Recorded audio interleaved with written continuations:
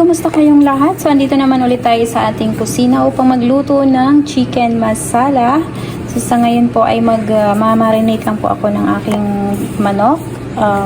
Half and quarter lang po yan for a 3 person. So, ngayon, maglagay lang muna ako ng mga sahog upang i-marinate ko siya ng 1 oras. And then, mag-start na po ako ng pagluluto para sa aming lunch. So, ayan, naglagay na po ako ng turmeric powder, 1 teaspoon, and half a teaspoon po ng black pepper. At yung ating yogurt. So, lagyan ko siya ng yogurt kasi nga masala ito. So, yan po yung ating main ingredients sa ating manok, ang yogurt. So, ngayon, tatapusin ko po muna ang aking pagmamarinate, guys. So, bear with me. Thank you.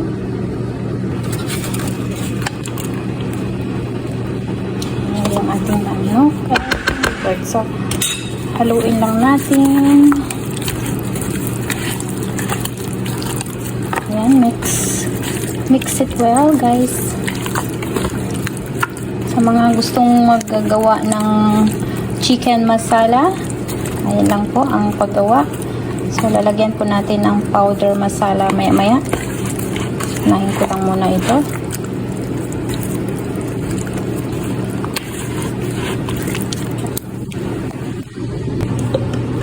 Ayan, dagdagan natin ng 1 teaspoon na chicken masala.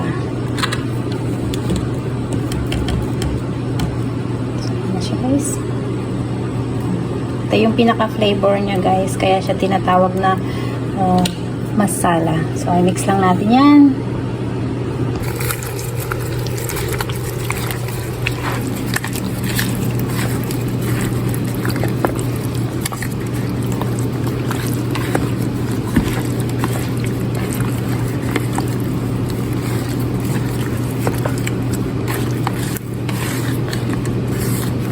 Yan, iwanan natin ng 1 oras, guys. So,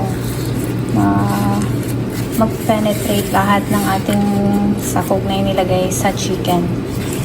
So, yan. I'll get back to you later. Ayan, maglagay na tayo ng mantika, guys. Magsisimula na tayo sa ating pagluluto.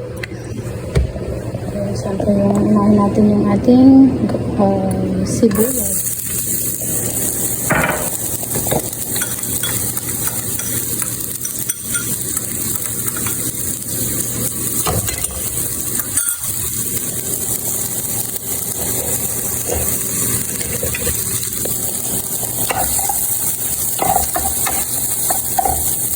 Hintayin lang natin mag-golden brown yung ating sibuyas. Saka natin ilagay yung ating garlic.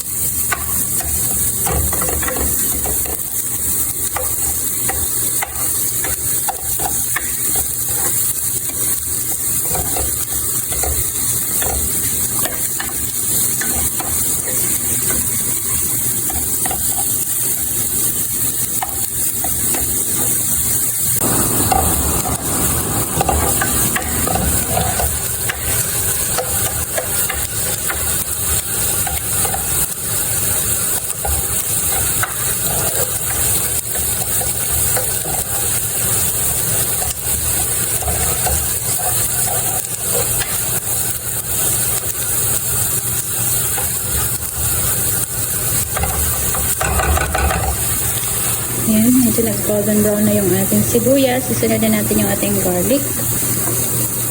1 teaspoon of garlic.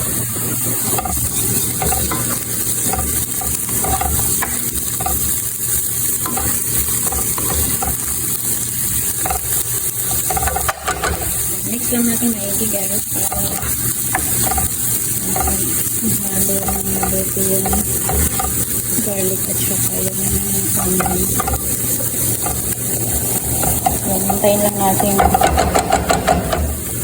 brown ulit yung ating garlic saka yung ating onion.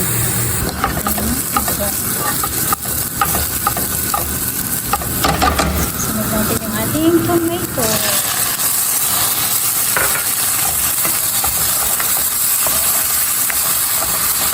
So, ito yung aking version ng masala. Iba-iba kasi yung luto ng masala guys. So, ito yung akin. Inuuna ko muna yung bawang at sibuyas. Of course, yung ating tomato. And then, lalagyan ko siya ng mga herbs. Ayan. Ayan, dagdagan natin ng dalawang cardamom, pepper leaves, and cinnamon wood.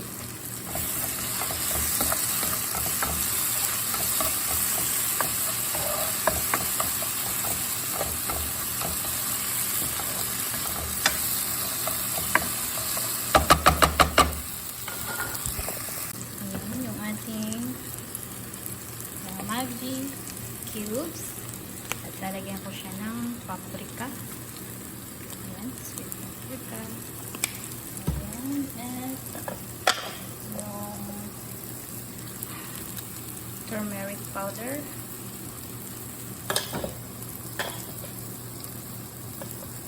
Yung ating black pepper.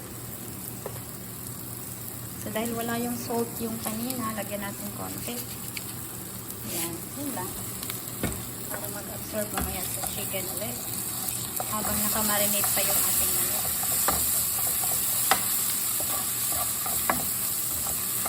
Ayan, haluin lang natin ng mabuti. Nagtaka kayo kasi konti lang yung ating sahog dyan. Kasi konti nga lang yung manok namin, pang 3 tao lang. So, yan. Ganyan lang siya para konti yung ating ginawang sahog.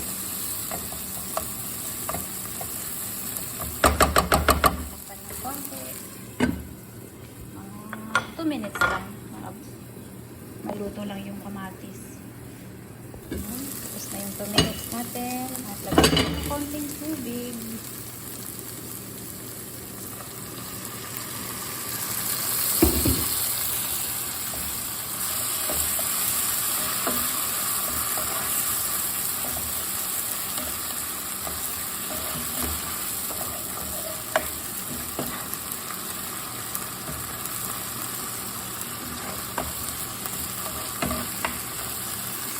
Guys, gagawin ko dito ay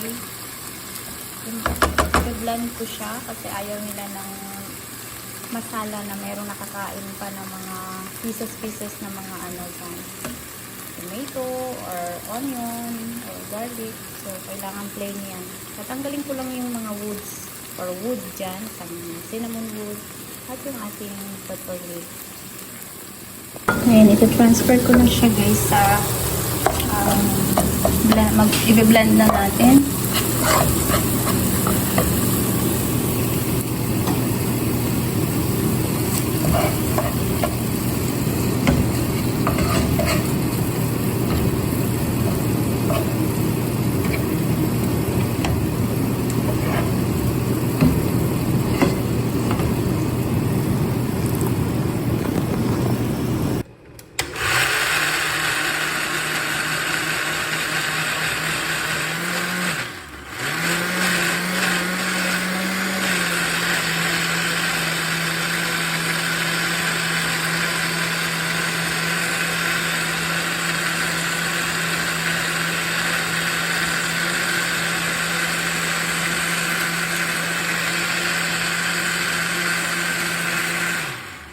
Balik na natin yung ating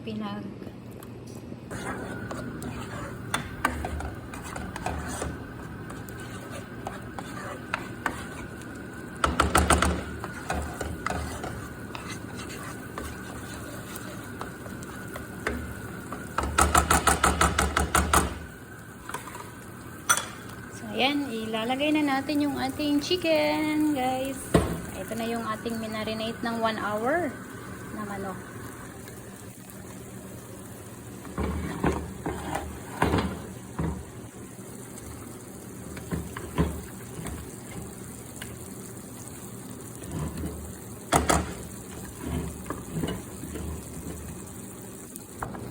Haluin lang natin ng maigi. Diba? Kulay pa lang guys. Ulam na. Kulay pa lang, ulam na.